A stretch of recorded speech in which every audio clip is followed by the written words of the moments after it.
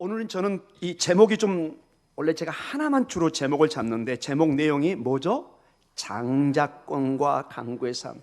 그래서 좀 고민했습니다. 이걸 둘로 나눠서 할까 하다가 너무 본문이 계속 길게 가는 것 같아서 오늘 좀 합쳐서 오늘 장자권, 이 강구의 삶이 얼마나 이 본문에 중요하게 나와 있는지, 이렇게 기록되어 있다는 것은 우리에게 도전을 주는 것입니다.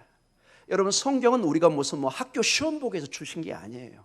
이걸 읽고 하나님은 보이지 않고 하나님 우리가 만질 수 없지만 말씀을 통해서 오늘도 우리에게 임재하시는 것입니다. 유대인들은 그대로 그렇게 믿었습니다. 말씀이 선포되면 그대로 하나님의 쉐키나 임재를 느꼈습니다. 지금도 마찬가지입니다. 그래서 말씀을 읽을 때는 딱 자세가 달라요. 벌써 딱 이렇게 씁니다. 이렇게. 주여 말씀하여 주시옵소서. 이거는 일반 동화책이 아니잖아요, 여러분. 하나님의 말씀을 통해서 하나님이 보이지 않는 하나님이 지금 임재하고 계시는데 거기에 어떤 메시지가 있는 거죠. 자, 우리는 지금까지 19절에서 26절까지는 이미 보았습니다. 아브라함의 아들 이삭이 리브가라는 아내를 통해서 긴 시간 아이를 갖지 못하다가 아이를 갖게 됐는데 놀랍게도 쌍둥이를 갖게 됩니다. 첫째가 이름이 뭐죠? 에서입니다. 둘째가 야곱입니다. 근데 같은 형제인데 너무 달라요. 에서는 막 이렇게 좀 남자다워요. 사냥하고 좀 와일드해요. 아버지가 무척 좋아했어요. 여러분, 그런 거 있잖아요, 여러분. 참 우리 큰놈 듬직하다. 근데 둘째는 매우 여성적이에요. 엄마 치마락 자락자락. 근데 리브가가 누굴 사랑해요? 야곱을 사랑해요. 이 본문에 그게 나와 있어요. 28절에 보니까 이삭은 에서가 사냥한 고기를 좋아하므로 그를 사랑하고, 에서를 사랑하고, 리브가는 누구를 사랑하죠? 야곱을 사랑하였더라. 28절에 제 견해가 아니라 본문이 그렇게 얘기해요. 두 자녀가 있는데 엄마 아빠가 사랑하는 자녀가 물론 다 사랑하는데 깊은 내면에는 사랑의 초점이 다른 것을 보게 됩니다. 자, 이러한 가운데 지금까지 이제 이 내용을 가지고 우리가 설교를 했습니다. 오늘 본문은 27절에서 34절로 이제 이 에서와 야곱의 청소년 시대를 지나서 장성함의 청년 시대의 사건을 얘기하는데 여기에 중요한 메시지가 있습니다. 오늘 27절부터 천천히 한번 읽어보도록 하겠습니다. 자, 27절 읽습니다. 그 아이들이 장성함에 에서는 익숙한 사냥꾼이었으므로 들사람이 되고 야곱은 조용한 사람이었으므로 장막에 거주하니. 자, 27절에 주로 에서는 쏘다니는 사람이에요. 공사가 다망해요. 힘이 넘쳐요. 아버지의 마음에 쏙 들어요.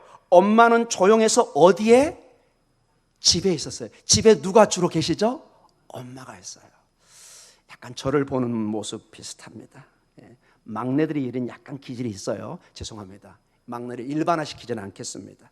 그래도 여하간 이렇게 엄마가 주로 계시는 장막에, 그 집에 야곱은 주로 조용한 사람이었습니다. 자, 28절에 재밌는 내용이 나옵니다. 28절 같이 읽습니다. 이삭은 에서가 사냥한 고기를 좋아하므로 그를 사랑하고 리브가는 야곱을 사랑하였더라. 우리가 이미 보았던 겁니다. 여러분, 특별히 아들이, 딸이 요리해 준 음식 맛있어요? 맛있지 않아요? 어때요?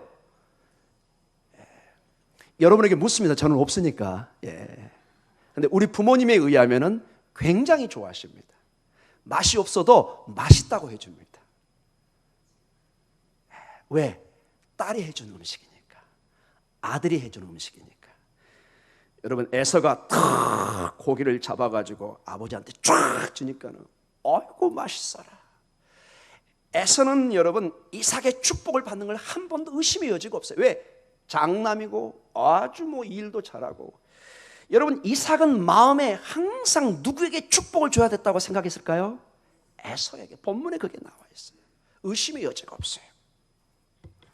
그런데 이상하게 리브가는 큰아들보다는 둘째 야곱에게 자꾸 마음이 가요. 나중에 보면 누구를 통해서 하나님의 구원의 역사가 이루어지죠? 야곱이에요. 아마 여성들이 좀 센스가 깊어서 리브가는 하나님의 약속의 말씀 이미 알고 있었어요. 어떤 아들을 통해서 이 구원의 역사가 될 건가를 매우 심각하게 생각했던 것 같습니다. 29절 계속 있습니다. 야곱이 죽을 쑤었더니 에사가 들에서 돌아와서 심히 피곤하여, 이제 하나의 에피소드, 사건을 얘기합니다. 평상시의 모습이에요. 내나 야곱은 집에서 요리하는 거예요. 요즘 같은 TV 보면서 오늘은 한식, 내일은 양식, 뭐 이런 것들. 또 제가 좋아하는 또 뭐죠, 여러분? 뭐 저기 수육이라고 그런가요? 수육은 어떻게 해야 되나 뭐 이런 거 따지고 있고.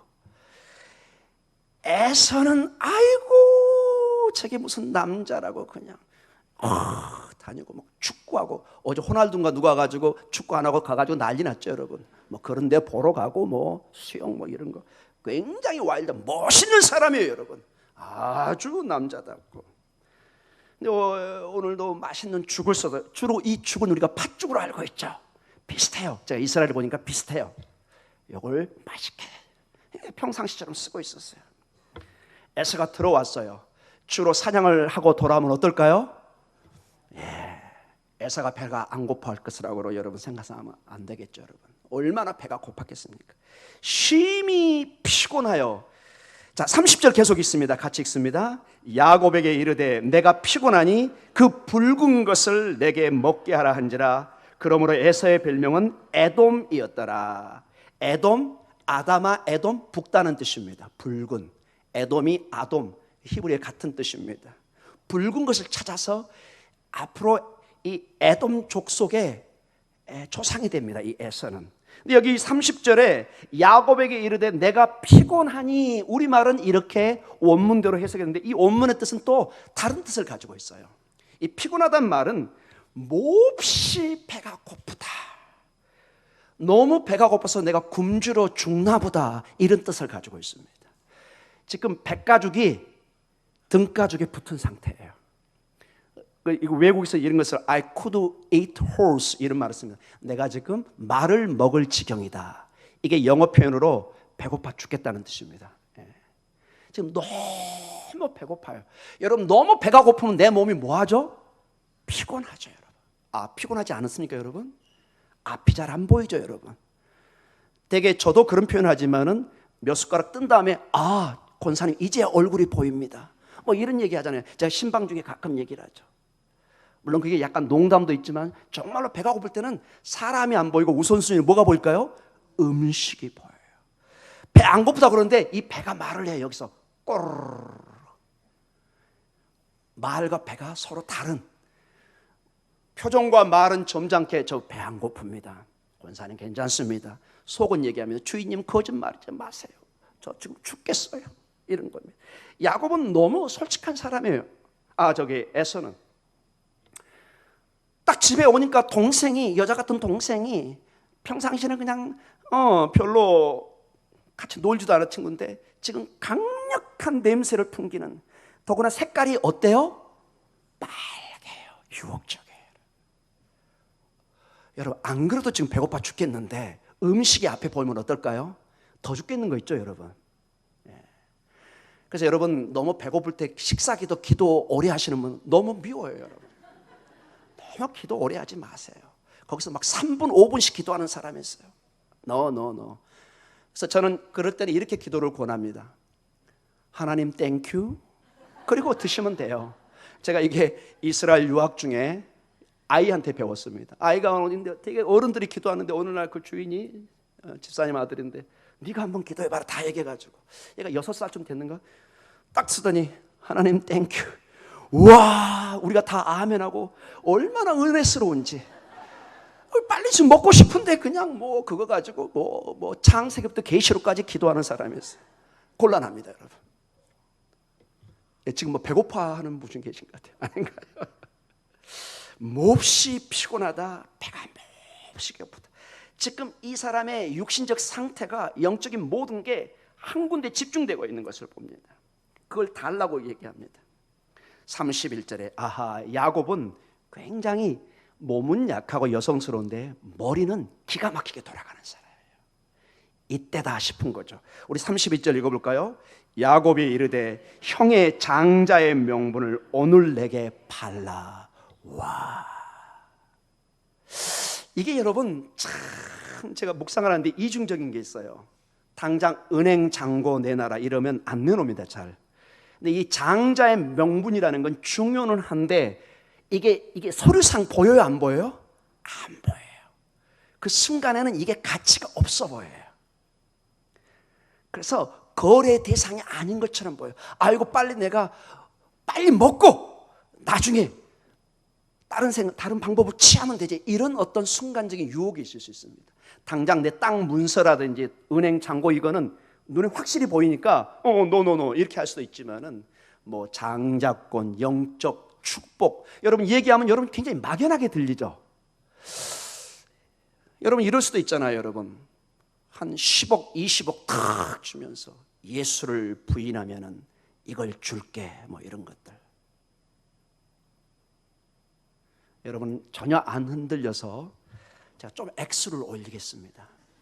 200억, 300억. 표정이 좀씩 변하시는 분들이 계세요. 이렇게. 저한테는 절대로 그런 거 묻지 마십시오. 그냥 넘어가겠습니다. 야곱이 놀랍게도 다른 게 아니라 장자권을 얘기합니다. 여러분 나중에 한 번 더 설교할 시간이 있겠지만 이 장자권은 이스라엘 시대의 거의 전부입니다. 하나님은 항상 장자를 통해서 그 집안을 축복을 해갑니다. 야곱은 리브가를 통해서 얼마나 하나님의 축복이 중요한가를, 이 집안의 가문의 이 영적인 흐름을 정확하게 알고 있었습니다. 32절에 같이 읽습니다. 에서가 이르되 내가 죽게 되었으니 이 장자의 명분이 내게 무엇이 유익하리요. 자, 이 에서의 평상시의 생각이 보이죠, 여러분? 이 에서는 자기 장자권을 당연하게 생각했어요. 내가 장자인데, 내가 몇 초가 됐든 일단 내가 먼저 태어났는데 누가 이거 뺏어갈까? 당연하게 생각했어.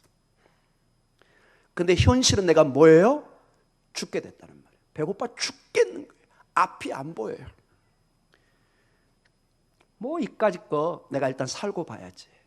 그리고 이제 33절로 야곱은 좀 더 구체적인 걸 요구합니다. 같이 읽습니다. 야곱이 이르되 오늘 내게 맹세하라. 에서가 맹세하고 장자의 명분을 야곱에게 판지라. 아마 요즘에 이런 식으로 하면 법적으로, 우리 장로님도 계시지만은 아마 성립 안 될 거예요. 이런 식으로 뭐 문서 작성하고 그러면. 그러나 그 당시에는 이게 통했습니다.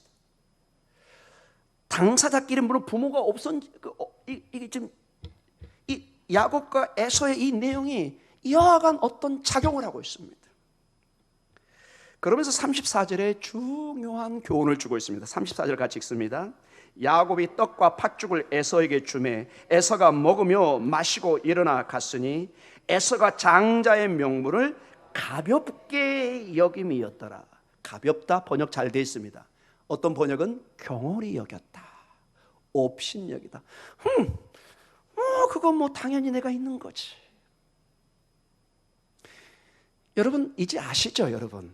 야곱과 에서가 앞으로 어떻게 창세기에 나타나는지 상상할 수 없는 전혀 다른 갈림길로 같이 출발했는데 한 뱃속에서 나왔는데 180도 다른 길을 걸어가요. 이게 여러분 영적인 이 축복의 상상할 수 없는 결과입니다. 여러분이 오늘 주님을 선택하고 믿음이라는 이것이 지금은 별 차이가 안 보입니다. 운명의 그 순간에 여러분 그때 주님이 여러분에게 이 중요성을 얘기하실 것입니다. 어제 그 박영건 목사님 설교하면서 그 장모 얘기했죠. 주님을 만나고 마지막 죽음 직전에 천국을 중계 방송하는 그 순간에 천국을 보는 거예요. 죽음 앞에서 그 영적인 세계가 열리면서 내가 가야 될 곳이 보이는 거예요. 그 세계가 보이면은 기쁨으로 감사함으로 가지만은 그 순간에 마귀의 세계가 보이면 온 몸이 굳어지면서 마귀를 보듯이 죽어갑니다. 얼마 남지 않았어요, 여러분. 여러분 길면 30년, 40년, 여기 100세 이상 사실 분, 100년에 여기 계실 분 혹시 계신가요? 예, 저는 먼저 가게 있겠습니다. 예, 오늘 언젠가는 다 운명의 그날을 맞이해야 됩니다. 여러분, 그 순간의 이 믿음의 결정은 상상할 수 없는 결과를 초래하는 것입니다. 오늘 에서의 이 문제는 간단한 음식 하나처럼 보이지만 거기에 깊은 그 사람의 평상시 신앙관이 들어가 있습니다. 눈에 보이는 당장의 그 음식에 그는 장자권을, 이 장자권, 즉 하나님이 주신 이 축복의 이 통로를 정말로 경홀히, 이 장자권은 하나님이 주신 하나의 축복의 방법이었습니다. 이것을 가볍게 경홀히 여깁니다. 즉 현실적인 문제에 이것에 매여서 영구한 하나님의 축복을 놓쳐버리는, 그래서 여러분, 우리에게는 첫 번째 도전이 있습니다. 우리는 예수님으로부터, 하나님으로부터 많은 은사를 받았습니다. 많은 구원의 은혜와 상상할 수 없는, 우리 권사님 기도했지만 지금 우리가 서 있는 이런 건강들, 우리의 시간들, 이 순간들 다 하나님의 은혜입니다. 그러나 이것이 신앙의 이야기일 때 이게 당연하게 와닿습니다. 내 가정, 내 자녀, 내 건강 당연하게 생각합니다. 내 손이 이렇게 움직이고 발로 걸어가고 여러분 당연하게 생각합니다. 그래서 정말로 여러분이 다리를 다쳐보고 손을 다쳐보고 이빨이 다쳐보면 얼마나 이 하나하나가, 눈 하나하나가, 정말 콩팥 하나하나가 얼마나 귀중한 하나님의 선물인가를 뼈저리게 느끼는 것입니다. 뼈저리게. 그래서 때로는 하나님 우리에게 고통을, 아픔을 주는 겁니다. 왜? 우리는 이런 경험이 없으면 은혜를 몰라요. 당연히 내가 그냥 여기서 누리는 것처럼 생각합니다. 여러분, 세상에 단 하나도 당연한 건 없습니다. 모든 게 하나님의 은혜입니다. 내 심장이 뛰는 거, 이 목소리 하나. 제가 한번 그 심장 의사를 한번 같이 공부한 적이 있습니다. 그분이 새벽마다 자기가 일어날 때, 새벽 예배 갈 때 여기에 손을 얹고 기도하는 게 있답니다. 하나님, 오늘도 내 심장이 뛰게 해주셔서 감사합니다. 이 사람은 심장 전문가라 이게 당연히 뛰는 것처럼 보이지만 이게 당연한 게 아니에요. 순간적으로 멈출 수도 있다는 걸 너무 잘 알고 있는 거예요. 여러분, 감사하시기 바랍니다. 눈에 보이는 에서의 삶이 아니라 그 너머에 하나님의 축복이 얼마나 소중한 거를. 세상은 에서의 눈으로 살기를 원해요. 눈에 보이는 것, 잡히는 것이 전부인 것처럼 얘기합니다. 그러나 신앙은 항상 얘기합니다. 이 너머에 하나님의 세계가, 눈에 보이지 않는 하나님의 보화의 세계가 있는 것을 항상 말씀하십니다. 영적인 축복을 여러분 바라보시기 바랍니다. 그 가운데의 세상의 축복의 가치를 여러분이 소중히 생각하시기 바랍니다. 그 나라와 그 의가 먼저 구해지고 여러분에게 주어진 그러한 것들을 소중히 여기는 그러한 순례자의 삶이 되기를 간절히 축원합니다. 그리고 오늘 두 번째, 이 기도의 문제. 요즘에 제가 새벽 예배 기도할 때마다 끊임없이 하나님 앞에 지금 우리가 마가복음을 새벽 예배 보고 있는데 아주 중요한 도전을 받고 있습니다. 저도 잠깐 말씀이지만 하나님이 우리 교회와 나에게 주는 이 교훈의 말씀이구나. 오늘 기도 중에 한 가지 특징이 명확하게 하나가 나옵니다. 본문에 이렇게 딱 있습니다. 언뜻 보이진 않지만 자세히 보면 이게 보입니다. 여러분, 창세기 25장 오늘 21절을 한번 읽어보겠습니다. 우리가 읽었던 21절 같이 읽습니다. 이삭이 그의 아내가 임신하지 못함으로 그를 위하여 여호와께 간구하매 여호와께서 그의 간구를 들으셨으므로 그의 아내 리브가가 임신하였더니. 자, 21절에 이렇게 보면은 아내 리브가가 아이를 못 낳아요. 누가 기도했죠? 남편 이삭이 기도했어요. 그랬더니 오늘 21절에 여호와께서 그 간구를 들으시고 아내 리브가가 뭘 해요? 임신했어요. 이 본문만 보면 21절에 하나님이 기도를 즉각적으로 응답한 것처럼 보여요. 언뜻 보면은 하나님이 지체하지 않은 것처럼 보여요. 마치 오늘 밤에 막 기도해요. 내일 새벽에 바로 응답이 떨어진 것처럼 이 21절은 그렇게 보여요. 여러분, 정말 그럴까요? 리브가를 위해서, 아이를 갖지 못하는 아내를 위해서 이삭이 기도했을 때 바로 아이를 갖게 됐을까요? 그렇지 않습니다, 여러분. 21절 앞에 20절을 한번 보도록 하겠습니다. 창세기 25장 20절. 매우 중요한 힌트가 나와 있습니다. 이 기도의 힌트. 20절 같이 읽습니다. 이삭은 40세 리브가를 맞이하여 아내를 삼았으니 리브가는 팟단 아람의 아람 족속 중 분우엘의 딸이요 아람 족속 중 라반의 누이였더라. 몇 세에 결혼을 했어요? 40세. 자, 그걸 꼭 기억하세요. 40세. 굉장히 그 당시의 나이에 늦은 나이에 결혼했습니다. 40세. 자, 창세기 25장 26절을 한번 읽어보겠습니다. 26절 같이 읽습니다.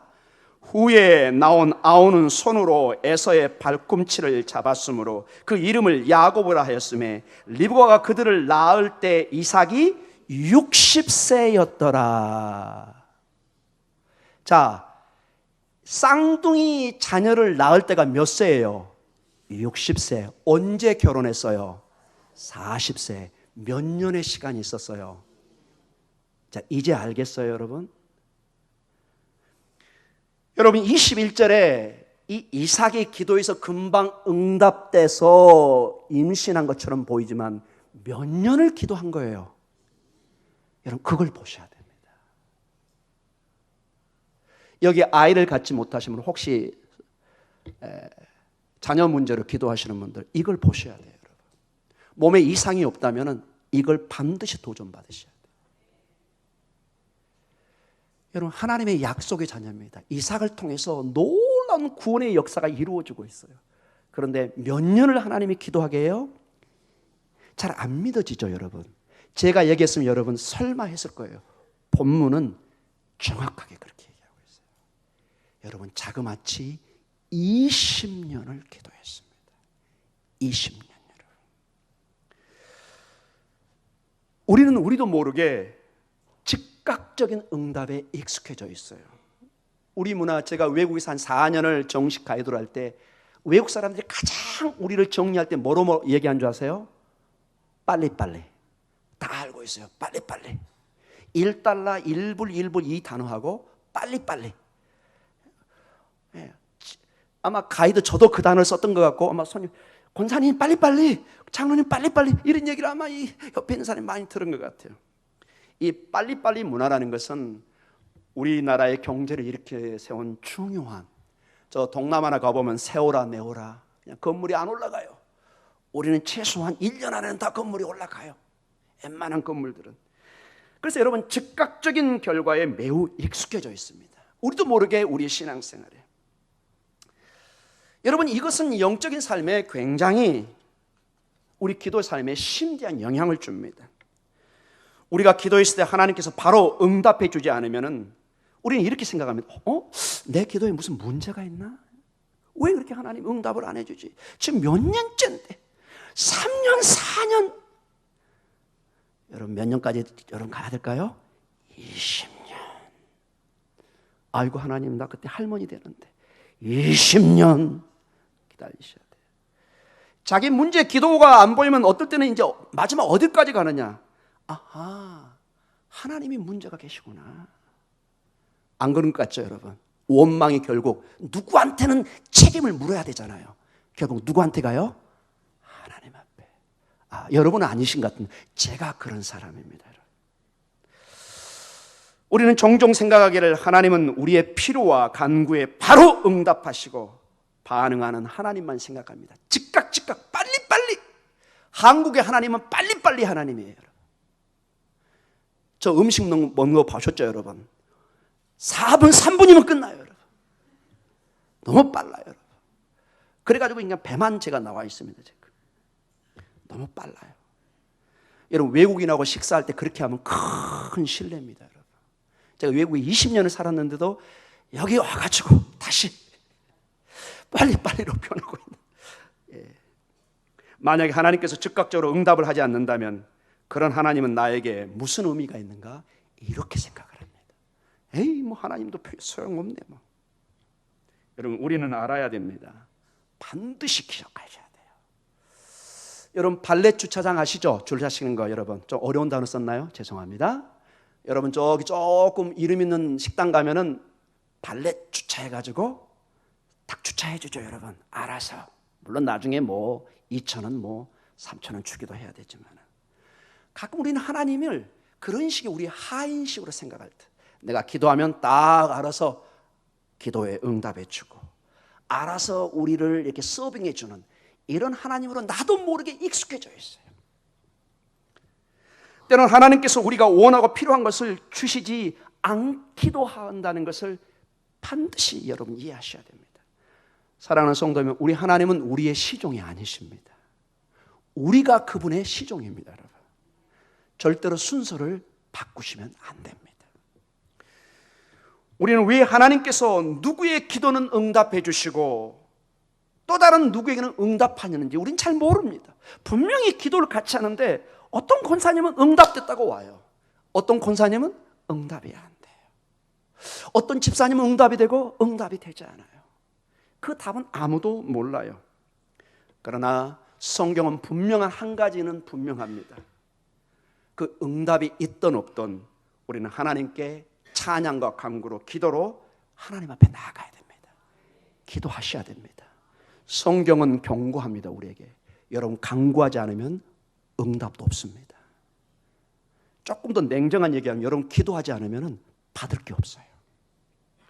명심하셔야 돼요.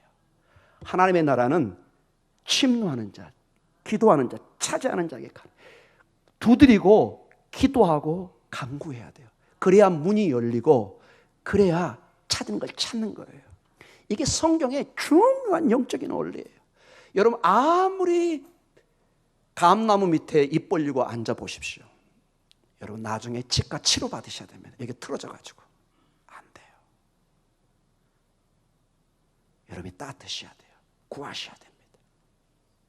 영적인 원리의 중요한 원리는 여러분 구하지 않으면 하나님께 받지도 못하십니다.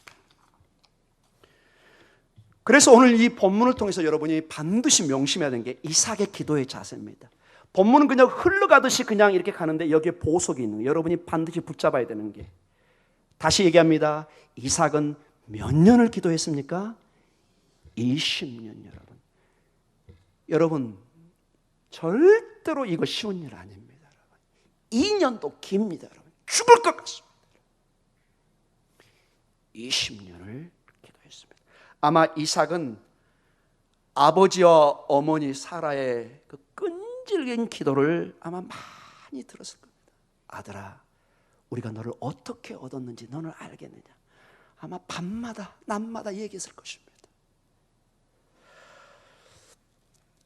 여러분, 이 끈질긴 기도의 아주 중요한 예가 누가복음 18장에 나와 있어요. 오늘 이 본문을 마지막으로 하고 설교를 마치도록 하겠습니다. 여기 정말로 여러분 이걸 건지셔서 반드시 여러분의 삶에 적용하시기 바랍니다. 기도는 포기하는 게 아니에요. 기도는 뒤로 물러서는 게 아니에요. 끈질기게 나가는 거예요. 과부와 가론의 재판장의 비유에 이거는 명확한 메시지이기 때문에 의심의 여지가 없어요. 우리 누가복음 18장 1절과 8절의 그 유명한 한 일화, 주님이 직접 비유하신 거예요. 그리고 주님이 직접 결론을 내는 중요한 비유입니다. 우리 천천히 같이 읽습니다. 시작. 예수께서 그들에게 항상 기도하고 낙심하지 말아야 할 것을 비유로 말씀하여 이르시되, 어떤 도시에 하나님을 두려워하지 않고 사람을 무시하는 한 재판장이 있는데 그 도시에 한 과부가 있어 자주 그에게 가서 내 원수에 대한 나의 원한을 풀어주소서 하되, 그가 얼마 동안 듣지 아니하다가 후에 속으로 생각하되 내가 하나님을 두려워하지 않고 사람을 무시하나 이 과부가 나를 번거롭게 하니 내가 그 원한을 풀어주리라. 그렇지 않으면 늘 와서 나를 괴롭게 하리라 하였느니라. 주께서 또 이르시되 불의한 재판장이 말한 것을 들어라. 하물며 하나님께서 그 밤낮 부르짖는 택하신 자들의 원한을 풀어주지 아니하게 하시겠느냐? 그들에게 오래 참으시겠느냐? 내가 너희에게 이르노니 속히 그 원한을 풀어주시리라. 그러나 인자가 올 때 세상에서 믿음을 보겠느냐 하시니라. 아멘. 자, 이 비유는 사실 전체의 주제 중에 하나는 정의입니다. 원한을 풀어주는 하나님, 여기에 주제 중에 하나 있지만, 그러나 오늘 우리 기도의 주제로 오면은 인내를 가지고 끈질기게 하나님께 기도하는 중요한 도전을 주는 비유 말씀 중에 하나입니다. 여기 여러분 한 과부가 있습니다. 힘없는 고대 세계 과부는 과부와 고아와 이방인 가장 법적인 거나 사회적으로 지위가 없는 정말로 비천한 사람들입니다. 아무런 힘이 없어요. 근데 이 과부에게 정말 큰 원한, 꼭 법적으로 풀어야 될 문제가 있어요. 본인은 힘이 없어요. 그래서 재판장에 가요. 근데 이 재판관은 제대로 재판하는 사람이 아니라 불의해요. 뭐 뇌물을 받는다든지 이런 과부는 뭐 눈에 티로도 생각하지 않는 이런 사람이었어요.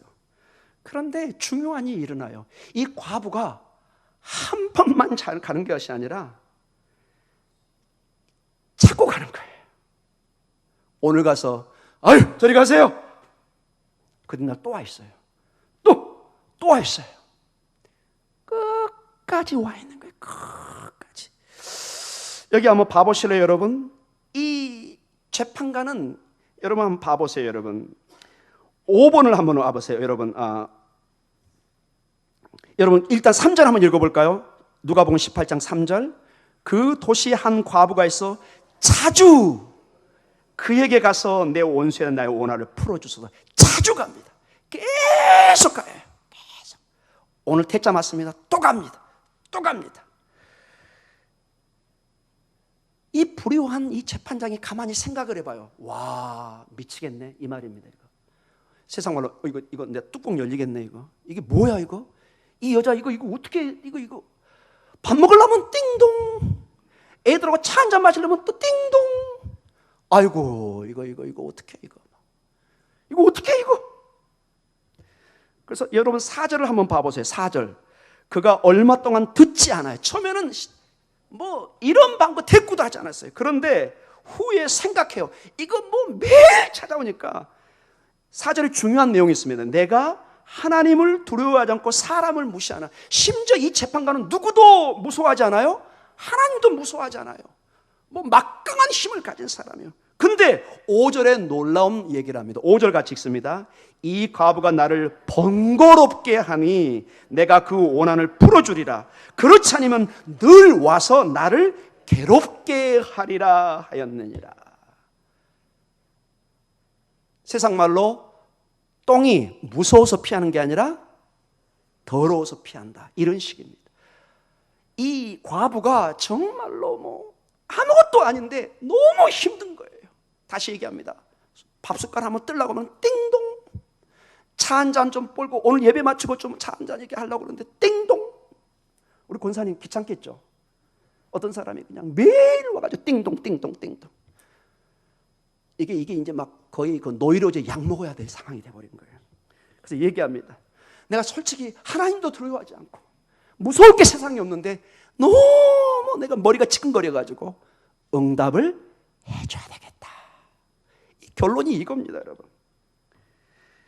자, 6절에 주께서 또 이르시되 불의한 재판장이 말한 것을 들으라. 이 재판장이 하는 말을 들으라는 거예요. 정말 들어주고 싶지 않은데 너무 귀찮으니까 결국 뭐 하게 돼요? 들어주게 되는 거예요. 자, 주님이 직접 결론을 냅니다. 이게 중요합니다. 이 비유에서 다른 거 생각하지 마세요. 뭐 복잡한 신학적인 생각하지 마시고 그냥 주님이 결론 내용을 그냥 여러분 받으시면 돼요. 7절, 8절입니다. 누가복음 18장 7절, 8절 천천히 읽겠습니다. 하물며 하나님께서 그 밤낮 부르짖는 택하신 자들의 원한을 풀어주지 아니하겠느냐. 그들에게 오래 참으시겠느냐. 불의한 재판장도 그 이유 때문에 들어주는데 하물며 하늘에 내가 내 자녀의 기도를 안 들어주겠냐 이거죠. 여러분 이 논리가 이해가 되세요? 세상에 정말로 개떡 같은 세상의 재판관도 지가 죽겠으니까 들어주는데 하물며 그 신실하신 하나님이 자녀의 끈질긴 기도를 들어준다 안 들어준다? 반드시 들어준다는 거죠. 이건 주님이 놀랍게도 결론을 지어놓은 거예요. 주님이 다른 사람도 아니고. 8절에 그 상부 한 번만 읽겠습니다. 내가 너희에게 이르노니 속히 그 원한을 풀어주리라. 아멘. 여러분 끈질긴 기도입니다. 우리는 기도하다가 대개는 물러섭니다. 어떤 사람 보면 한 15년 하다가 포기합니다. 18년까지 가다 포기합니다. 정말 안타까운 게 19년째 포기합니다. 주여. 여러분, 유명한 예가 있죠. 휴스턴 저쪽에 거기 굉장히 막 기름이 나는 곳인데 어떤 분이 기름이 나자고 막 팠어요. 아무리 파도 기름이 안 나와요. 이건 실합니다. 결국 포기했어요. 근데 어떤 다른 사람이 분명히 저기 기름이 있는 게 확신이 들거든요. 그걸 싼 가격에 샀어요. 여러분, 주로 망한 집 뭐 좀 그런 싸게 사잖아요, 여러분. 저만 그렇게 생각하는 것 같습니다. 다 털고 이제 가려고 뭐 본전이라도 건져야지 싸게 팔았어요. 파가지고 3m인가 더 파니까 거기서 기름이 나왔습니다. 이게 실제로 있었던 미국의 실화입니다. 여러분, 하나님 앞에 끈질기게 매달리시기 바랍니다. 요즘에 용왕산 가니까 드디어 제가 매미 소리를 듣습니다. 매미의 특징은 나무에 어떻게 아세요? 딱 붙어 있습니다. 여러분, 거머리 붙듯이 제가 표현이 그러는데 여러분 확실히 들어오죠? 거머리의 특징이 뭐예요? 딱 붙어요. 우리 피를 너무 좋아해요. 주님의 은혜를 꽉 붙드시기 바랍니다. 아니, 이거는 주님이 얘기하시는 거예요. 여러분, 절대로 믿음의 이 기도는 물러서는 게 아니에요. 이 기도의 특징은 끈질기게 하는 거예요. 이 과부의 특징의 핵심이 뭐냐? 자주 번거롭게 하는 거예요. 밥만 먹을 때 뭐 한다고요? 띵동.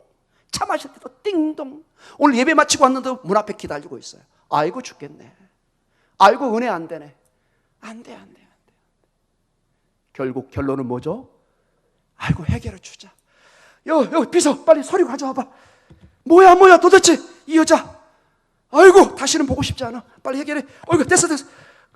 빨리 해줘. 이렇게 한다는 거죠, 여러분. 할렐루야. 주님을 귀찮게 하시기 바랍니다. 세상의 불의함 재판가는 기분이 언짢아서 하지만 우리 주님은 이것을 너무너무 기뻐하세요. 우리 주님은 너무 기뻐하세요. 우리 주님은 여러분이 귀찮게 하는 거 새벽마다 밤마다 너무 좋아해요. 아이고 내 딸이 새벽에 나왔구나. 밤에 기도하고 있구나. 아이고 내 아들 내 딸. 여기 특히 자녀를 위해서 기도하시는 분들, 태문이 열리기를 위해서 기도하시는 분, 기도하시기 바랍니다. 의학적으로 문제가 없다면 기도하시기 바랍니다. 끈질긴 기도에 하나님이 반드시 응답해 주실 줄 믿습니다.